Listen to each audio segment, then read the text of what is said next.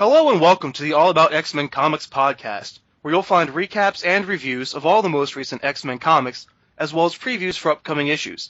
Please keep in mind this will mean spoilers, and that this is no safe place for the young kiddies. I'm host Scorpio Moon, the kind of comic book fan who dreams X-Men storylines in his sleep, and hosting with me is... Johnny Alpha, who dreams about X-Men women in my sleep. Nice intro. Alright, I'm used to having a Battle of the Atom book to start off with, but Amazing X-Men is a big new thing, so I guess we'll have to lead off there. This is a series that I'm probably going to be on the fence about for a long time, and because of two major issues. Number one, the nature of this book, or maybe more accurately the tone. Now I love humor, and I got a few legit chuckles out of this book too, but right off the bat, they highlight the weirdness of X-Men life, and use Firestar as the fish-out-of-water character. Is it effective? Sure, but I'm not so sure I want that for this book. I mean, don't we have enough nostalgia for Silver Age silliness in Wolverine and the X-Men? It seems like we're just getting two of that series now. Yeah, for real. I mean, I know that Bendis has his two hard-hitting books, and they're both now about Xavier School. I guess he wants to try to keep this kind of retard tone at the Jean Grey School, but he's really not doing it any favors, man. This book was beyond silly, in my opinion. It bordered on just mindless, idiotic. Yeah, I mean, I'm fingers crossed that that's just for the intro as they introduce you to the idea of the Jean Grey School. But yeah, I'm pretty worried that if that's what we get out of this series, and it's just another comic of Wolverine and the X-Men, that it's going to be incredibly disappointing. Well, you read the same issue I did. There was about, 3 panels that I found entertaining about Warbird trying to jump Iceman's bones. I'd actually just preferred to have Warbird Loves Iceman the comic instead of this book. It was beyond stupid. I mean, Kurt Wagner, the Nightcrawler, one of probably the most spiritual characters in all of comic book creation, is emo in heaven. You know what I mean? He's crybaby about it. And then, his dad shows up, Azrael, and they're not even really clear about what's going on there and what's up. And then you cut to the cheeseball, crappy, brand new CW show where Firestar's the new school teacher, and everybody's just so weird in this school, and I can't wrap my brain around it, shit. And then you end up finding out that the Bamps the entire time since Wolverine and Archie started has been there just to build a Stargate in the wall. It's like... I'm at a loss for words about how just this series ends. So fucking Wolverine and North Star end up in heaven being attacked by a fucking pirate ship. Is this Nickelodeon? I mean, am I watching Adventure Time or am I trying to read a fucking X-Men comic here? Yeah, well, I can't believe they thought flying pirate ships in heaven was a cool idea. Or that would even be possible, that would be the kind of thing that'd be allowed to happen. But, I guess the Lord works in mysterious ways. And at the end of the book, Jason Aaron went ahead and left open an invitation for fans to tell him how we think about this issue. And I gotta tell you, Jason, I am fucking embarrassed to be a fan of yours right now, dude. I loved Scalp. I loved the other side. You were such a hard-hitting, amazing hardcore writer, and then you get to X-Men where you get a chance to take some of the world's craziest and most unappreciated and hated heroes that you could weave a fucking brilliant tale with, and you come out with some fucking Naruto type shit like this, dude. I mean, come on, man. You created Dash Bad Horse, Lincoln Red Crow. I mean, Scalped is probably one of the most fucking vicious comics ever, and Brian Michael Bendis is outwriting you at X-Men. I mean, Jesus, Jason. Get your shit together, bro. And you can mark that okay to print. Yeah, man, why'd you have to go and let the Pirates of the Caribbean in? It's all that fucking Johnny Depp's fault, man. I guess even the almighty G.O.D. couldn't resist the charms of an actor making whimsical hand gestures and goofy accents. Is this a different heaven than I've been led to believe? Kurt Wagner's a hardcore Christian, and I figured he went to the Christian heaven where there's the vengeful God and the Son and the Holy Ghost. They're just going to go ahead and let an invading force of flying pirate ships just, where are all the crazy-ass angels that I read about in all the Garth Ennis comics, Where's the Saint of Killers, at least, I mean, come on, man. You are friends with Garth Ennis. He writes the introductions to several of your books, man. Why can't you bring out some of that brilliance that you steal from your mentor a little bit, bro? I mean, Jesus, pirate ships in heaven? You think Garth Ennis would appreciate that? No, he'd be laughing at you like I am, Jason. Yeah, my working tagline here is, Amazing X-Men #1 is proof that God will let Johnny Depp get away with anything. Right. But you are leading me into my second big point here. I normally don't care for heaven and hell stories in comics. I just don't. I mean, it's impossible to ignore it completely, I guess, because comic book writers have this insistence on killing off characters that they know damn well people are going to want to use again, But the whole thing is just awkward, man. You know, they never really take a true stance on it. You know, God and the devil don't really appear as proper characters, except for, you know, maybe stand-ins every now and then. Like, heaven and hell are just kind of planes of existence. Using them, I think, still kind of lends a little credence to, like, our support of Judeo-Christian beliefs. But it also, just in general, it seems kind of unfair that anyone should have to die in a world with so much sci-fi and fantasy that the afterlives are now just planes of existence that can be crossed in either almost direction at will. Yeah, with the Stargate that's made out of coffee pots and shit they stole from Wolverine's bedroom. I mean, come on, man. And, yeah, that's another thing I was going to get to. I mean, the great Claremont himself, when he decided to resurrect Psylocke in his last run of X-Men, did he go pull enough crappy heaven shit? No, dude. Colossus and then Psylocke just appeared, you know, and they ran some tests, they made sure it was her, and then, you know, that was it. There was no excuse, you know, just Psylocke's back. Yeah, we got titties. They didn't need to, like, fight pirates in heaven to get fucking hot Psylocke back. And it's like, I'm to believe that Nightcrawler's not even in heaven at this moment. He jumped off of heaven, like Nicolas Cage in that shitty Meg Ryan movie, I guess. Yeah, man. I mean, one of the other things about comic book deaths is that, I mean, I'll give you that a lot of them technically aren't deaths. I mean, a large portion of comic book resurrections come from retconning events so that the death didn't actually happen, or lately it doesn't even get that far. I mean, look at our last two examples. Gambit, in the end of his last series, dies and is brought back within the same issue. Same with Cyclops a few weeks back, right before Battle of the Atom. But, you know, either way, like, just the first arc taking on this subject matter is uncomfortable for me and not so much fun. To run this down real quick, and it starts off with, you know, one of your best points that I haven't addressed yet. You know, so, okay, Nightcrawler died fighting Bastion back in X-Force, and now he's in heaven. But for such a religious character, he couldn't seem more bored with it. You know, he's not communing with God or doing any, you know, religious-y heaven stuff. He's just sitting around alone most of the time. You know, it's like he's sitting on the edge of the pool but won't jump in. Yeah, and I didn't get what they were going with that. I've never known Nightcrawler to be like a pouty little emo guy. So it really was just a bad effort all around, in my opinion. I mean, I guess what they wanted us to get from it was that he's not ready to pass on. You know, he wants another X-Men adventure or whatever. I mean, for the character, I mean, I think I would just call that bad characterization because I'm not buying it. You know, I guess they want to focus on the swashbuckling or whatever. So he hears a cry for help, and he's delighted to jump into action against his evil dad Azazel and his little gang who are supposedly, I mean, they're invading heaven. Then at the same time, back at the Jean Grey school, where they have a danger room for a doorbell, new teacher Firestar was trying to get into the swing of things while also competing with Warbird to suck on presumably newly single Bobby Drake's icicle. He's the only one who's willing to even give her the time of day. Oh yeah, by the way, I do love your idea. I love your idea about just doing, like, the Real Housewives of the new X-Mansion and making it about everyone trying to hook up with Bobby. Like, make that a mini-series or something.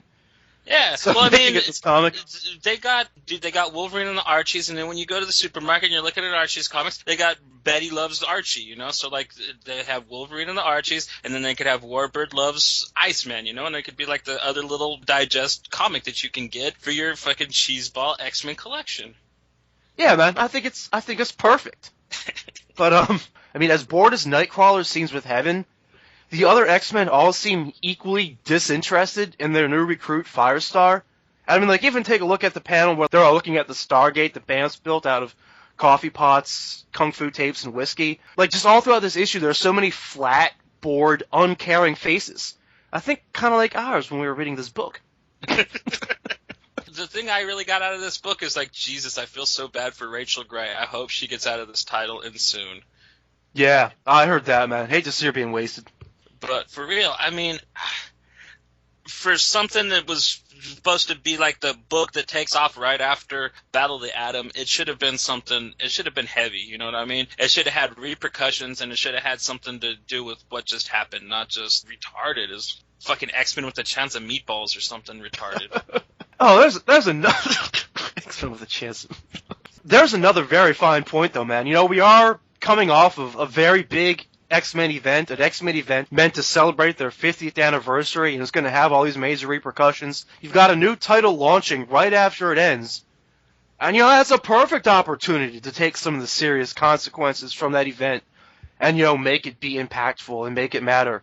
We got new X-Men from the future that decide to stay. We got evil mutants from the future that are decided to stay. We got displaced X-Men from the past that are going to have to fight the people from the future. I mean, it's going to be a very exciting time for the X-Men in the near future, you know what I mean? The Battle of Atom wasn't some definitive battle like some people thought it was going to be coming out of it. It was a fine setup for what's going to be happening in these series from then on. And to follow that, you know, I mean, I was expecting a little flavor of that somewhere, but no, we get pirate ships in heaven. I'm still waiting for Eric Clapton to write that song, you know? Pirate ships in heaven. That's the next hit. Yeah, man. Yeah. And I mean, maybe to nitpick logic here a little bit, or just to bring this up, I mean, why should characters so associated with teleporting need to build a machine anyway? Can't they, like, all group together and hold hands and, like, focus or something? The whole thing was just stupid, you know? I mean, a Stargate? And I mean, I don't care what they try to say it is, dude. You saw that thing, it was a Stargate. Yeah, man, pure and simple. Stargate to the afterlife. So, to wrap up the recap here, the X-Men discover the BAMFs, you know, think little gremlin nightcrawlers basically, have been stealing shit to scavenge parts for a Stargate, which they activate and send the team, you know, hurtling into the planes of existence known as the afterlife, just in time to see the Pirates of the Caribbean sailing into heaven. End scene. Okay, now for a very redundant thumbs up or thumbs down segment. Johnny Alpha, thumbs up or thumbs down, and buy it or skip it. Well, let me think about it. This is difficult. Thumbs down. Dude, thumbs way down. This actually made me wish that I was reading Wolverine and the X-Men, and that's like saying something. And I am so pissed that I had to give up Astonishing for this shit, so fucking skip it too. I mean, it's just, unless you really like, if you really wanted to know what it was like if Pixar did an X-Men comic, then get it. But I mean, otherwise, if you like actually want something mature and readable and fascinating, skip it. Yeah, that's where I'm going with thumbs down, too. I mean, this supposedly new series didn't do anything to distinguish itself. It might as well have just been Wolverine and the X-Men issue number 38. And skip it. I can't really recommend this series yet. I mean, we'll see what happens in a few issues, but definitely not for now. Moving on to Phantom X Max number 2. So the super secret agents don't want to mercilessly hunt down Phantom X after all. They want to blackmail him into helping them pull off a mission of their own. Don't get me wrong, though, all the brutality leading up to that, that's a gas. It's kind of like Phantom X's approach to money, which draws an interesting comparison between the two. That's what kind of makes him a good guy, because his path to money is kind of Robin Hoodish in nature, and theirs is brutal. He's drawn to the weird and insane. They're fascinated by bringing the pain. Yes. So staying very spyish and pulpy in nature, there's a secret space laser. Because you gotta have some kind of secret space laser. This thing was secretly created to deflect asteroids and stuff from hitting the Earth and, you know, defending the world, but obviously would make a great weapon too. To safeguard against that, it normally takes a key from each country to activate it, you know, kind of like forming Voltron or something. But in the case of a need to prevent a world war, the inventor of the thing also stashed a master key at the bottom of Mariana's Trench, which Phantom X has to steal, or the pretty little spy girl from last issue has a multitude of horrors visited upon her. In the meantime, the bad guys need to figure out how the space laser works, so they torture the operator until Spy Girl knocks him unconscious to spare him the horror, which of course the cliffhanger means that now she's going to get it. We depart with her where she is getting molested by the lesbian secret agent that's wanted to crack at her cracks since issue 1, so yeah, it's not boding well for Blondie. Because what comic is complete without lesbian rape? I mean, implied lesbian rape was okay for last issue, but in this issue, they've really got to up the ante. Yeah, we had full tit grabbing and everything, so yeah, it was brutal. And then she's screaming, "Ah!" I mean, I wonder what on earth she was doing to her. There's internet sites that are just full of stuff that you could, like, visually aid yourself with, I guess. Yeah, I suppose. So, over on the Phantom X side, after he breaks into the secret facility, he's greeted by a hologram of the scientist. And as much as I credited the banter in last issue, I credit the lack of banter here. The scientist tells Phantom X to get lost, and when Phantom X fails to comply, he's just like, "Yeah, I'm not going to sit here and argue with you," and instantly floods the facility, leaving Phantom X drowning and surrounded by sea monsters. It wasn't as good as last, but I don't know. I'm still having a great time with this book. I love the art style. Yeah, it's really just going where Max books should, you know what I mean? Yeah, man, absolutely. And I want to run this by you. There was kind of a lot of sexiness in this book, rape scenes aside, or once again, if that's your thing, but I think it would be a little sexier if it wasn't as weird, like you've got these elongated limbs and fingers, and it's like you said before, it's very Adult Swim style, cartoony. I mean, maybe lesbian rape and grudge fucking call for a slightly less than traditional style, and it does fit the book in general perfectly.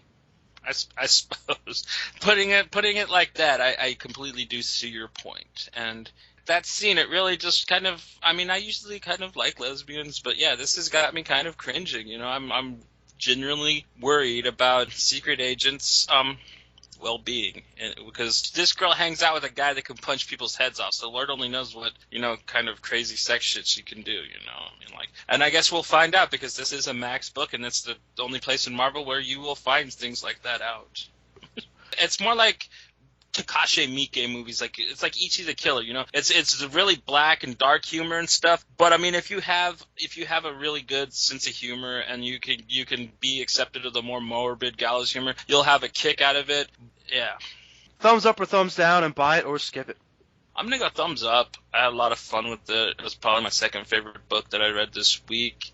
But I'm going to go ahead and say, man, if you're not buying this already, get the trade when it comes out. It's going to be a nice little 4-issue read, Nice little book, probably cost you $12.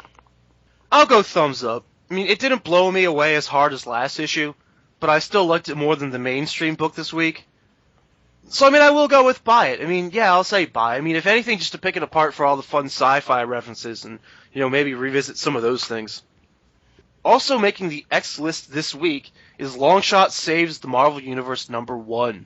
I love how we went out of our way during the last podcast to justify how Longshot fits into the X-Men universe, and then throughout this issue they go out of their way to describe how he's technically not a mutant. I mean, not by our world's rules anyway. He came out during the 90s. They were scraping the bottom of the barrel with coming up with new X-Men, so they created these hyperdimensional guys like him and Shatterstar, and they threw them in these books, and I don't care what they try to say. These guys have been in X-Force and X-Factor, you know what I mean? Those are the comics that they're known from, so they're X-Men, they're mutants, End of story, in my opinion. Yeah, I think it was just about reintroducing the character to people. They do make a lot of references to how some people think that he is, a mutant or whatever, and I mean, to me, he's still obviously, he's got X written all over him. But I mean, hey, worst case scenario, it's only a miniseries anyway, so we're not talking about it for that long. The question, though, to me is, do you want it to stay that way, or does this make you want more? I think this issue is kind of refreshing and kind of irritating at the same time. I mean, when you're going to embrace the goofiness of your universe, and we did just give, Amazing X-Men a lot of shit for this, I mean, it's good to be matter-of-fact, but the way he goes around saying, "Hi, I'm Longshot, I have magic powers," also kind of makes him sound like a 12-year-old, which just makes it feel like you're reading something stupid.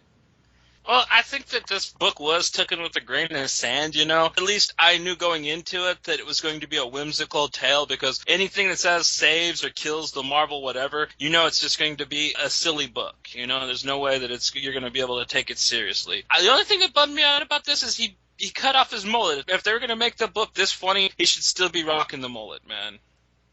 They do away with the mullet, Longshot is more or less minding his own business. He just wants to get a haircut and some tacos. His hairstylist is probably very disappointed that he's into tacos, if you know what I mean. So, Right. But he does give him a free haircut because he's hot. So there is that. You're missing some of the funniest stuff. The banter between Tony Stark and Reed Richards in this book was really funny. That was actually my favorite part. I like those two better than anything that Longshot did. Especially when Tony Stark's explaining the theory of jokes to Reed Richards. That was hysterical. The scientific theory of jokes, yeah. Seeing them two be a little more cartoony was very fun. I got a kick out of their kind of side story, too, before it eventually came into the main one. So no more mullet, but at least Longshot has a ridiculous haircut and some ridiculous sideburns, because otherwise, with the one glowing eye, it might be easy to mistake him for Nate Gray. And this series is supposed to be all about introducing Longshot to the uninitiated, not for the confusing people. Anyway, as promised, a mysterious figure is out and about killing people who are lucky. Although for some, it doesn't even seem like they really have a power. I mean, some of them might, but I think for some people this killer just wants to be the black fly in their Chardonnay. The book starts out, some poor old dude wins the lottery ticket, man. He just shows up and zaps him, man, kills poor old dude, you know? And he's just like, he shows no remorse. He's just, oh, man, you're not the guy I wanted to kill. You know, he was like bummed out about killing the guy, but for the wrong reason. It was kind of like very malevolent. And the bad guy has a cool look. He's got the whole half white, half black thing going on. He's rocking it pretty well. Yeah, man, yeah, like you literally have someone who wins the lottery and dies the next day, or dies the next panel, or whatever. I mean, I really just kept thinking of Alanis Morissette throughout this whole comic. Even despite the lame Daft Punk reference, the way the In-Betweener would kill someone right after they had a lucky thing. And I mean, that's the villain, by the way, the In-Betweener. In case anyone or that spoiled for him. He's kind of one of those cosmic kind of guys. Like, he was created to be the balance in the universe, you know, between, like, two opposing forces. That's why you see, like, he's got kind of one of those half masks where it's, like, you know, half one color, half another. So he usually, like, fights, like, Adam the Warlock kind of guys and stuff. Yeah, shit like that. Like, he'd be involved with the cosmic people. And, I mean, he's also got this thing where, you know, he basically kills people in a touch. It's all about that duality and bringing things to balance. So, I mean, I guess his idea is he's taking out people with luck because, you know, it's like throwing things too far in one direction. Yeah. Or maybe it's too chaotic or not chaotic enough or something like that. Anyway, by the time he catches up with Longshot, the story intersects with Tony Stark and Reed Richards, who are trying to hide a cosmic cube, and then a new S.H.I.E.L.D. task force that's targeting anyone with magical abilities in a very superhero registrationist kind of way, and that is also apparently authorized to use lethal force on anyone who so much as put their hands up too late, also shows up. The cosmic cube got unleashed, and something happened between him and the In-Betweener, and then the book reset itself. He was back getting his hair cut and thinking about tacos again, so it's almost like we got to rewind somewhere, and I wish they'd explained that a little better. I think we're going to just get a big batch of that in issue 2. It really explains these different versions of S.H.I.E.L.D. guys. Because I don't think that he's actually in the 616 right now, you know what I mean? It seems like he got blasted somewhere else with the Cosmic Cube, and he's reliving the same scenario over again, is how it seemed to me the last couple pages of the book. Very powerful forces all being mashed together here. A Cosmic Cube can literally, you know, like reset reality, warp reality. You know, it's almost near limitless what you can do with it. I mean, there's also the idea that part of Longshot's power is like, you know, he can touch something, like all of a sudden get all this history from it. So the comic could have been like a flash forward, too, of him seeing what might happen or what did happen based on touching something. Yeah, I mean, it's definitely playing with paradoxes with this. So, I mean, it's really fun, and it's more clever than I thought it was going to be, because I thought it was going to be in the vein of, say, like the Deadpool books that have been coming out. Those are fun, but, I mean, they're mindless, you know what I mean? This one has put something together, and it's actually jiving with me pretty well. There's a lot more story to go with the silly here. So on that note, thumbs up or thumbs down, and buy it or skip it. I'm going to go thumbs up, man. I really had a good time with this book. I liked the play with Reed Richards and Tony Stark. And Longshot, yeah, like you said, he was kind of a doofus and kind of juvenile, but I don't know, it was fun reading him. I really liked the chick and her mad scientist dad he runs into in it, so I'm going to say buy it, too. I mean, it's a solid, fun read. If you're actually just looking for something that's enjoyable to read, then get this. I guess I'll go thumbs up. It's kind of stupid, but it's not a bad comic.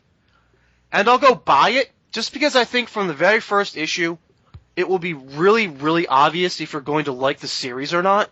You know, they set the tone perfectly. If you like it, you're going to like the series. If you don't like it, then skip the series. So with just this issue, you'll either discover a cool new thing, or save yourself a lot of time and money and curiosity. Moving on to X-Men Legacy number 19. So once again, every time I open this comic, each issue feels like a whole new book. Whether it's by the look of it, or what's going on. I mean, so here we flash forward, you know, after Legion is knocked out, Cyclops calls in a favor from Abigail Brand of S.W.O.R.D., and she's housing Legion in a stasis pod because they have the best power suppression tech available. It's a little dubious to me on if Cyclops would turn a fellow mutant over to Marvel's Alien Division like that. But I mean, I guess at least Psych does have some friends after all. Suck it, Emma. Right. And I don't know, the psychic goat guy that she's got with her, man, there was some great banter between the two of them this issue. I was kind of waiting for him to kill him the whole issue, but yeah, there was some enjoyable dialogue there. In the meantime, and you know, forgive me if I'm not pronouncing this right, but Arcus the Etheric has swung by, and he's tasked himself with taking out the psychic entity released by the mind bomb that broke Legion's fragile hold on his personalities. Now, why Brand doesn't call Psyche and be like, hey, by the way, your bomb unleashed a monster, is kind of beyond me, because it seems like the type of thing he'd want to take some responsibility for. But at the same time, Brand seems a bit sadistic here. She's happy to let Arcus try out his new weapon against Legion, figuring if it kills Legion, it can kill his escaped personality. Throughout the issue, they string along two mysteries. One is the exact nature of Legion's escaped personality, the other the exact nature of the weapon meant to kill it. They kind of poke fun at, or at least toy with, a bit of Marvel history here, suggesting the personality could be a Mudrai, or Legion's version of Onslaught. And I mean, admittedly, those are ideas that Spurrier could have easily gone with, but he kind of leaves us to ponder that one, preferring to drop the cliffhanger that Arcus's weapon is a phoenix. It's totally cheating. I mean, the whole idea of the phoenix is that, it dies and is reborn, but this guy kind of picked up the leftover, or something, or I'm not sure exactly on the metaphysics here. But yeah, he's got a Phoenix-powered weapon, exactly. And I thought that they found a nice, cool way to really just make this book its own again, you know what I mean? And they took it to the cosmic level, which is cool, because I like that Spurrier is taking this to all the realms of Marvel. He's not just leaving this in the X-Men's usual circle. He's been taking this book to every corner of Marvel that he can, and I think it's very interesting. I really like that Abigail Brand is in this, and they're using sword instead of just shield like everybody does. It's been a while since I've seen sword in a comic, so I had a lot of fun with this, and I really like the art style and everything, so this book was fucking epic, in my opinion. Yeah, I think they do try and do a little more here. One of the other ideas they bring up is that of, a being of energy, Legion's escaped personality, found that just wreaking havoc with a few possessions was too small, so it spread itself all over the world, influencing people to give into violence, basically becoming hatred personified, through wars, through tribal genocides, ethnic cleansing, religious intolerance, all the kind of things that superheroes can't just punch in the face, problems that superheroes can't or don't typically solve. And that way I think it almost kind of borders on non-traditional superhero storytelling with the way that he plays with those ideas, or at least exposes them. That's a safe assumption to make with what Spurrier's been doing with this book. So do you want to go thumbs up or thumbs down and buy it or skip it? I'm going to go thumbs up. I just really like this book. I really like what they're trying to do with it. I like that it's going beyond the normal X titles, and I really enjoyed Blindfolded and how genuinely worried she was for Legion in this book. It was just a seminal issue for me. But I'm going to go ahead and just say get the trade. This book is really weird, and I don't know if you'll like it or not. And we're in the middle of a story arc, so it's not a jump-on point. So, the trade. Thumbs up. Easily my pick of the week. My favorite thing that I read, at least out of X titles. And I'll go buy it for the way that it does always toy with superhero ideas and ideals. The way they point out the ways that the Marvel Universe works.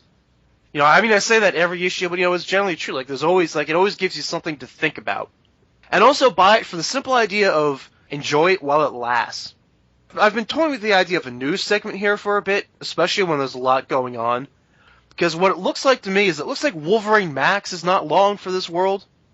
I think that's been disappearing from the solicits, as well as, unfortunately, this book.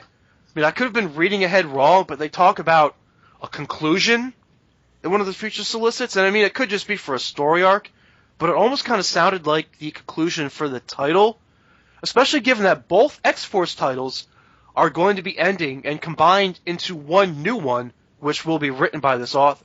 I think that this book is too weird for most Marvel fans, and books like this that don't follow the normal X-Men tropes, like when Peter Milligan and Mike Allred did X-Statics. They're great, they're different. People that read Vertigo love them and stuff, but your normal Marvel X-Men fan can't wrap their head around it. So, yeah, they're not long, and I wouldn't be surprised if this book wraps up and then they relaunch X-Men Legacy as a regular X-Men title like it was before the Marvel Now relaunch. They're going to relaunch Marvel Now. You do know that, right? They got the all-new Marvel Now starting, sometime soon.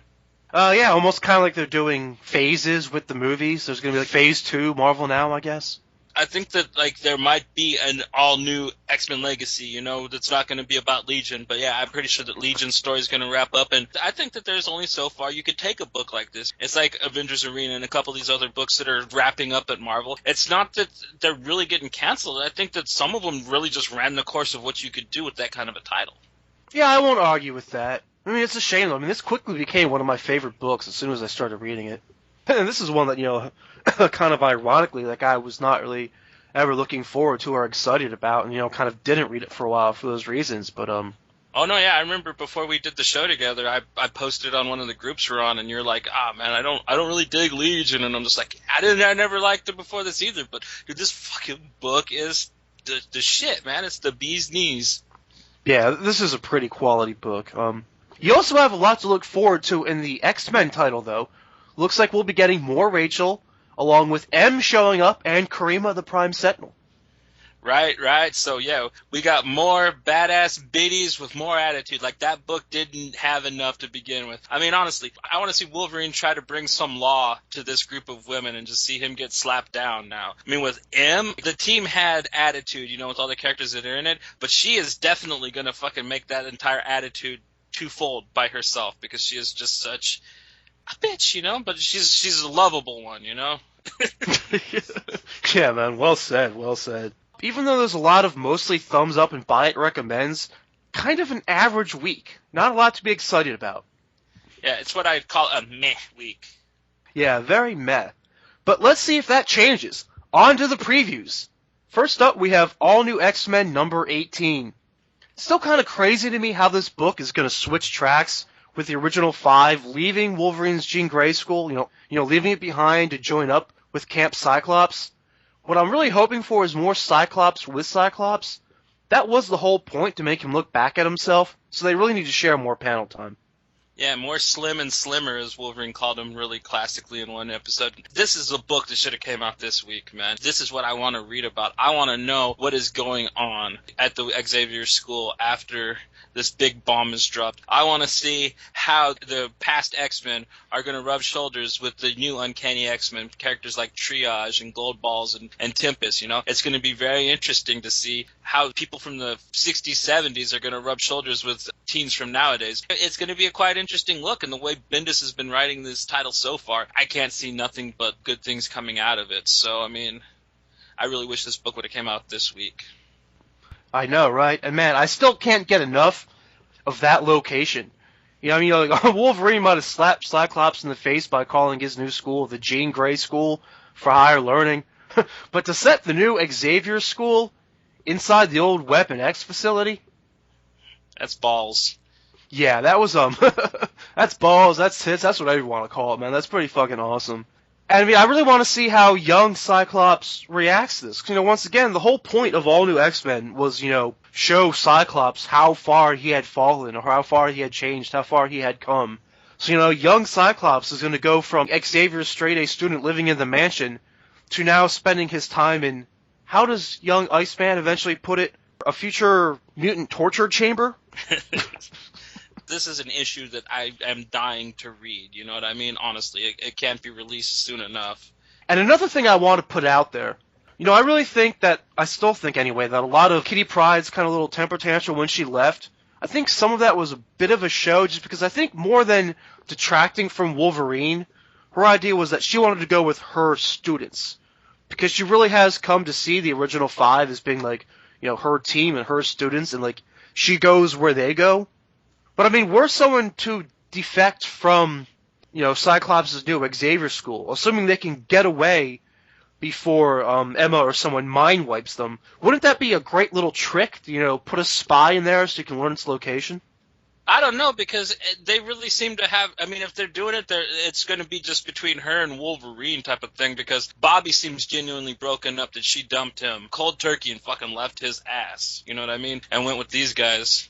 If that's a possibility, then they're going to launch it in this issue, and I don't think that it's going to be one that's going to go over very well, because I'm pretty sure that Cyclops or Magneto or, one of the old-timers that's at the Xavier School has thought of that shit as well. Yeah, so I mean, maybe the idea of Kitty Pryde and get double agent is a little too silly. But I mean, you can't take all these things at face value. I mean, look at the future evil X-Men of Brotherhood team or whatever. I mean, maybe Kitty Pryde's a double agent, or maybe she was being mind-controlled by evil Jean or something like that.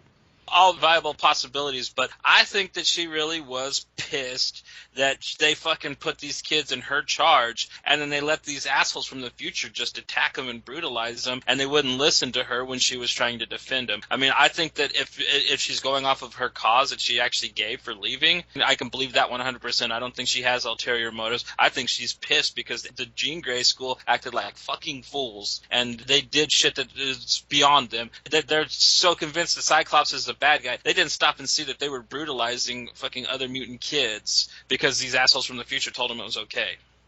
And as Freud would say, sometimes a cigar is just a cigar.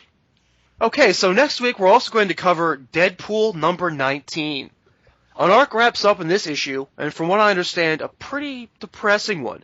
Deadpool's reputation is so focused on the wisecracks and breaking the fourth wall, it's easy to forget that, his life kind of sucks, and he's kind of a tragic character in a lot of ways. We've been debating bringing Deadpool into this for a while now, but with an issue that features Wolverine and the remnants of the Weapon Plus program, I don't think it'll be too much of a stretch to start here. No, this is going to be the last of the good, the bad, and the ugly story arc with him. And it's been really fun from the get-go, so I'm looking forward to covering this. I'm glad that we're actually adding Wade to the roster because I have a lot of fun with his title monthly anyways. It's something that I read personally, so it's not going to be a stretch for me. We're also going to cover Marvel Knights X-Men number 1 of 5, a mutant murder mystery, telling a story that focuses on Wolverine, Rogue, and Kitty Pryde heading to a small backwoods town to save 2 young mutants from a killer, only to discover that their presence is both unwelcome and potentially detrimental to the situation. The idea of 3 mutants, 3 professors who live in a mansion, coming into a small secluded town to offer their help, I think is kind of the crux of the story that they want to tell here. It's almost kind of like a haves and a have-nots. It's like, who are you, rich-ass mutants to come here and try and tell us how to do whatever. But, whatever angle they decide to focus on with it, call me crazy, but fuck Amazing X-Men. This is the comic I've been waiting for. You've got Wolverine and the mutants on his side doing X-Men-y stuff, going on X-Men adventures, leave the school behind, leave the romance in the bedroom, and hold the...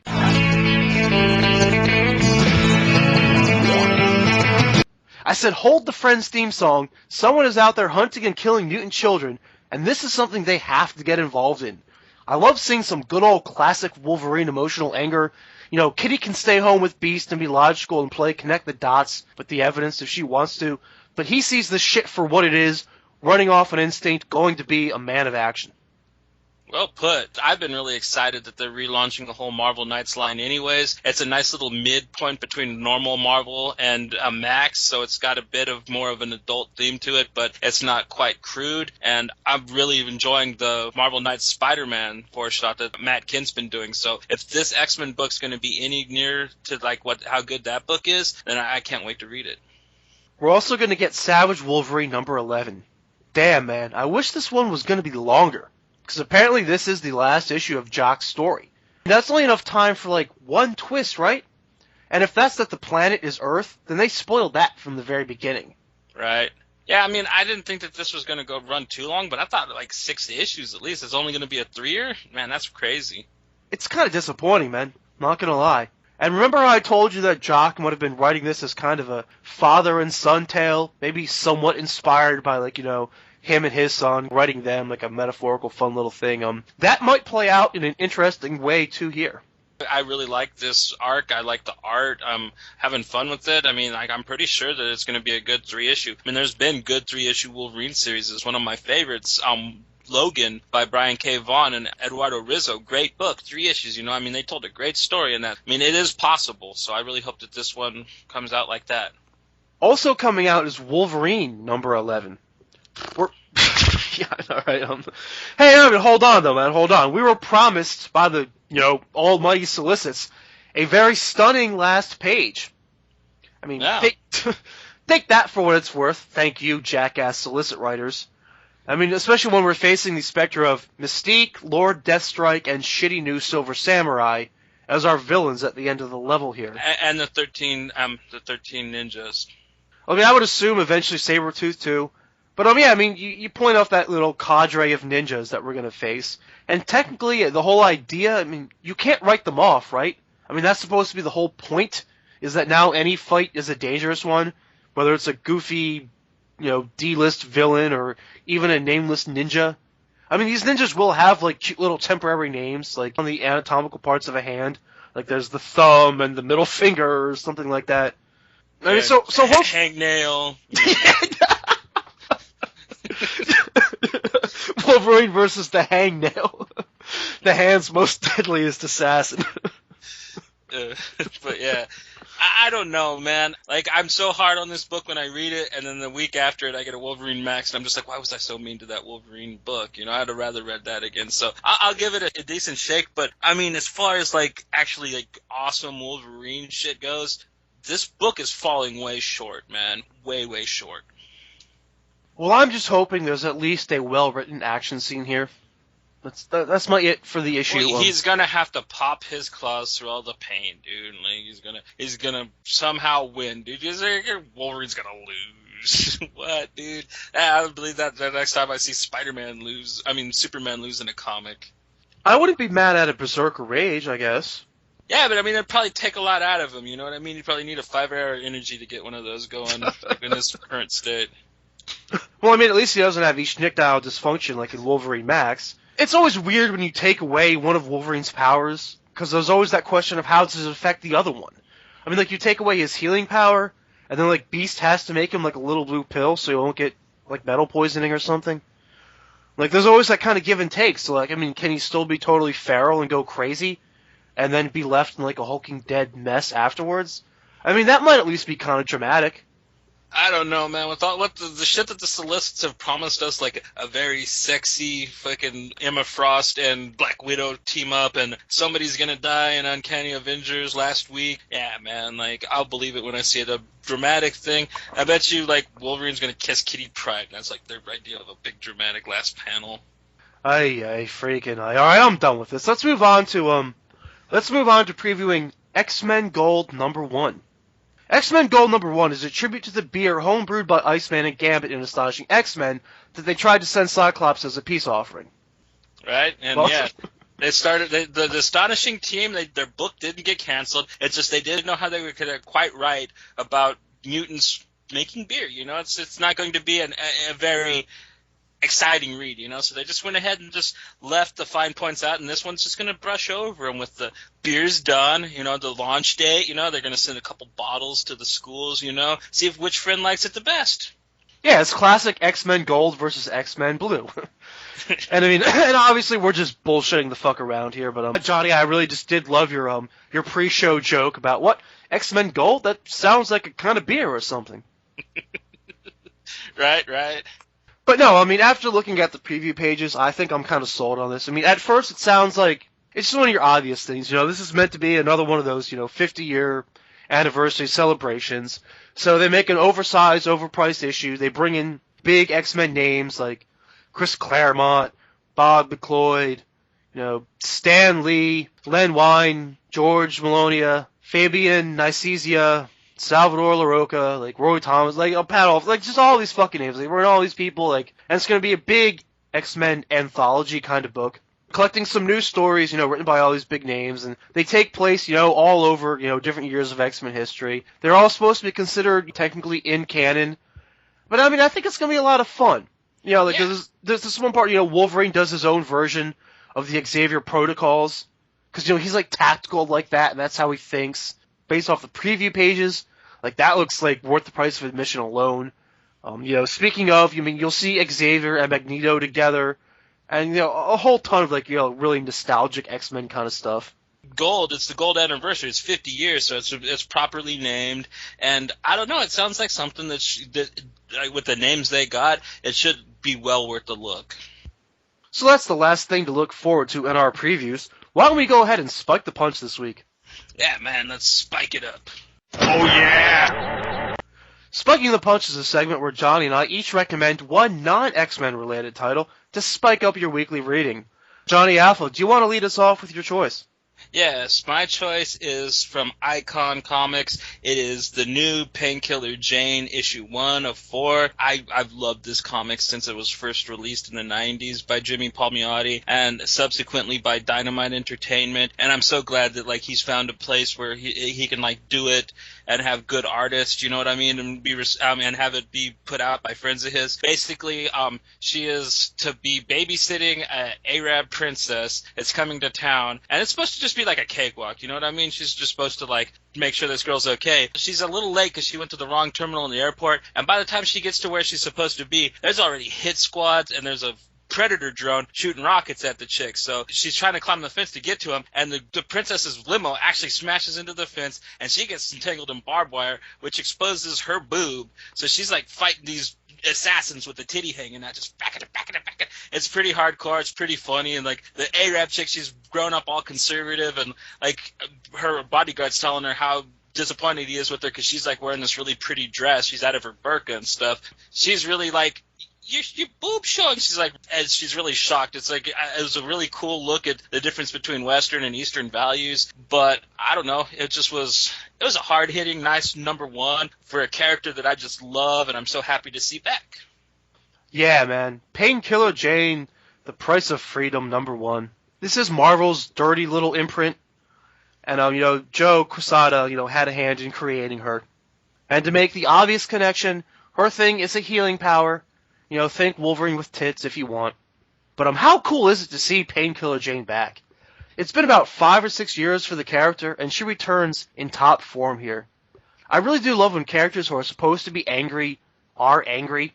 And, yeah. She's where's Terminal 4? The little kid's just like, why are you so angry? Shut up, you little shit! I'll throw you in the road. She's gonna beat up the cab driver because he wants to eat his sandwich instead of drive her someplace. Yeah, he gets her there, and she's just like, here, keep the change. Buy some deodorant, you stinky fucker, and shit. Yeah, keep the change, you filthy animal. Keep the change, you filthy animal. Written on top form and probably drawn better than she's ever been drawn in any of her incarnations before. So, I mean, like, this was a top-tier Painkiller Jane issue with that. Yeah, but she walks around acting like the whole world is slumming her down. Other people always seem to be holding her back or in her way. Like she's above it all, I mean, I don't want to make her out to be some, like, stuck-up, snooty-sounding character. She just operates at such a higher level than everyone else.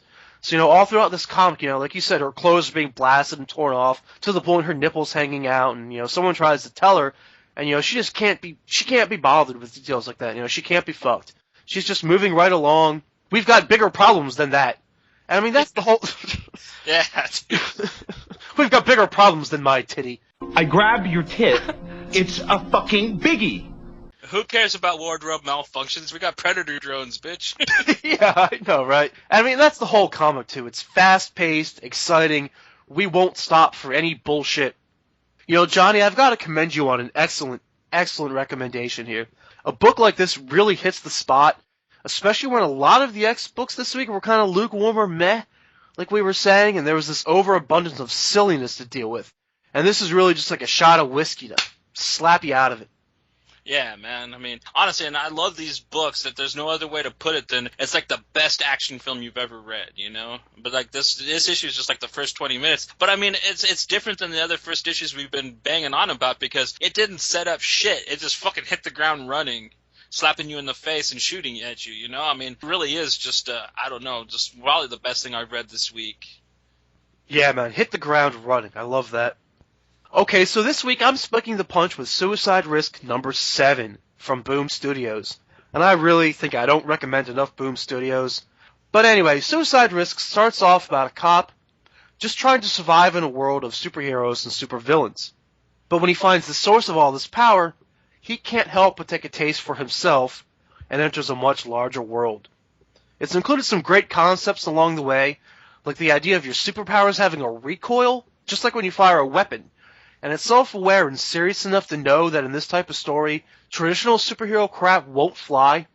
So they never introduce anything that they don't intend to explain later. Suicide Risk has really veered from its original premise, but I recommend this issue because this is the one where I just don't care anymore. And by I don't care anymore, I mean that in a good way. I thought it was going to be more about, this cop struggling to get by in this world. And they do paint a great introduction, in that first issue in that way. But for a minute there throughout the series, it started to feel a little wayward. But now, these villains have their eyes on their own country. And your main character, he's just caught up in all of this. He's meant to rise out of it, though. Like, he's going to save the goddamn world. Or at least that's what their visionary thinks he can do. And it's kind of a betrayal of her own team when she brings him on for that reason. Meanwhile, this badass chick, like another badass chick, she's so impressed by his vulgar display of power, which I totally see as a Pantera reference. But anyway, she wants a taste. He knows he shouldn't give in to her. He's got a family at home, and they're about to be dealing with their own unique problem. But as he puts it, he's never going home. Like, he sees there's no going back from this. You don't just close Pandora's box, or however you want to put it. And that's how this whole issue felt to me, like a turning point. Like, this is the point of no return, and this is what's got me totally committed to where we're going. They've really painted the way they see superpowers impact you, that you don't live long with them, or if you do, you turn evil. So, I think he's made peace with that, and he knows that either he's going to snap or he's going to die good, type of thing. And I think it's going to be the latter of the two. But, we have Mike Carey at the helm, probably one of the best writers in the comic book business at this moment. I've been a huge fan of his since he did Lucifer at Vertigo. And him, like Brian Wood, I had no idea that he could tell these great superhero stories, because his shit was so mythical and political and magical and stuff that when he did the X-Men, I was so surprised by that. But now he's moved on and he's doing this untraditional superhero comic that, I don't know, I haven't seen the likes of, aside from Mark Waid's Incorruptible. That's the only thing that I can put on this level of just awesome badassness. And I got to commend you for your spiking. Suicide Risk all the way, man. Beautiful book. And this is one that I've kind of been trade waiting on, too. And then you kind of remind me, like, hey, Squirt, by the way, like, the first trade of this is out. And immediately after reading it, like, it was one of those things where I couldn't fucking put it down. And I'm definitely not trade waiting on this one anymore. Oh, yeah. Well, I actually, it passed over me. I'd never heard of it. I was at my comic book shop. I was just browsing around, and I looked, Mike Carey, Boom Studios, huh? $10, I'll get it. I didn't even read what it was about or nothing. Got it home, got the first couple pages into it, and, dude, I was just like, fuck yeah, dude. I'm sad that Incorruptible's gone, but I got a replacement finally, Yes! Yeah, man, this one just might end up being right up there. Okay, so to close out the show, we're going to do Sex with a Capital X, the sexiest moment of the week. Oh, my. Once again, Johnny Alpha, do you want to lead us off? Yeah, and you're going to be disappointed by mine because I'm as disappointed as it too, but it is from Amazing X-Men #1. It's when Warbird tells Firestar that fucking Bobby Drake is hers, bitch, you stay away. That's as close as we got to sexy this entire week, in my opinion. Not too bad, man, not too bad. I was almost going to pick Storm's cleavage from that issue out as my sexiest moment of the week. Just because, once again, they really have... I picked Storm already before, but once again, I think they really have, made an effort to kind of sexify up Storm a little bit. That new suit? Yeah, hell yeah, man. That suit cuts way low, man. Yeah. Long gone are the days of, the all-white costume with the cloak and all that shit. Oh, yeah, the coverall from the cartoon, yeah, the silver thing, that was so awful, so unflattering. I was like, what is she, Tina Turner? Man, fucking dress her sexy, for fuck's sake. What is she, Tina Turner?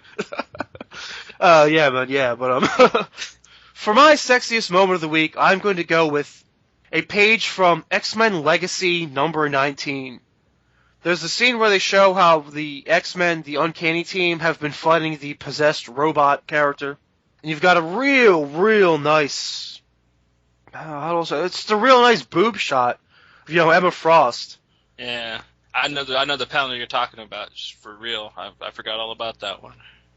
Yeah, it's another very nice boobage shot, and I know this segment seems kind of Philistine-ish sometimes. Because what are we talking about? We're talking about two curved lines drawn on a piece of paper meant to represent a human breast. We're like, yeah, sexiest moment. But there's just some part of me that just can't help but celebrate that in comic books. Well, the reason why the X-Men is so interesting to begin with is that they are such a diverse team. And that includes the different kinds of women that they have on the team. And, yeah, some of them are well-endowed, some of them aren't. Some of them are from different races. And that's what makes it great, you know what I mean? And that's what makes them all sexy in their own right. And, yeah, they're drawn. But some of these artists, they make that shit look good. They make it look realistic, you know what I mean? So, it's not my fault, you know what I mean? I know the difference between a drawing and a real woman, but, there is a difference, but why should why should we draw the line? You know, I mean, for fuck's sake, we're nerds. Yeah, man. We're just nerds and we're guys. We're just having fun with it. I mean, I'm not going to apologize for the segment. It's just something that I dreamed up that sounded like fun. Yeah, in real life, if Emma Frost was real and we subjugated her, we would be like drooling on ourselves all. So, I mean, like, we would have respect if she was real. Goddammit. Otherwise, we wouldn't have brains. Yeah, otherwise she would melt our brains or put some kind of whammy on us that makes us puke every time we so much as look at her. So yeah, I mean, we have respect. Okay, so let's. Yeah. Don't laugh at the idea that we have respect. We do have respect. You're defending your own point, Johnny. Yeah. You're defending your own point. But anyway, that does wrap up this edition of the All About X-Men Comics podcast. Don't forget that our favorite new home is on Facebook. Look up the www.facebook.com/allaboutxmencomics podcast. That's where you'll find the links to most of our episodes and all the different formats that we upload them to, as well as, all sorts of different X-Men-ish conversation, fun photos, captions, and just a bunch of people enjoying the hobby. So look for us there. Feel free to drop us a line, give us some feedback, ask us a question. If you want us to name drop you on the show, make sure to mark your comment okay to print, and we will discuss it on the show. Other than that, see you next week.